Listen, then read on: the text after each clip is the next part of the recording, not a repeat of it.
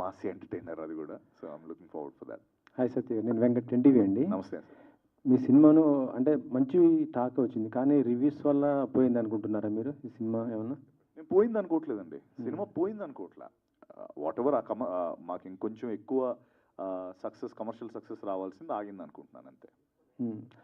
అంటే December 20th మళ్ళీ ఆహాలో రాబోతుంది, కాకపోతే అప్పుడు మళ్ళీ చాలా సినిమాలు దాదాపు ఒక 5 సినిమాలు థియేటర్లకు వస్తున్నాయి కదా, సినిమా థియేటర్స్కి వస్తున్నాయి.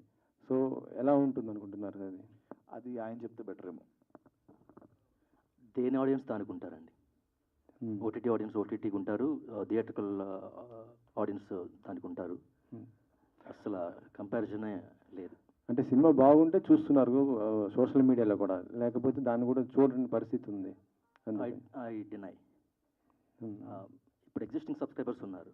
ఎగ్జిస్టింగ్ సబ్స్క్రైబర్స్ ఎవరైతే ఉన్నారో వాళ్ళు కంపల్సరీ ఒక కొత్త సినిమా, ఒక శుక్రవారం కొత్త సినిమా వచ్చింది అనేది కంపల్సరీ చూస్తారు.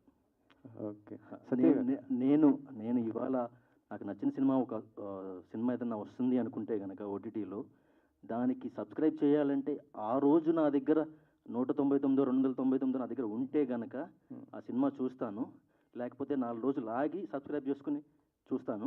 బట్ ఎగ్జిస్టింగ్ సబ్స్క్రైబర్స్ డెఫినెట్గా సినిమా చూస్తారు.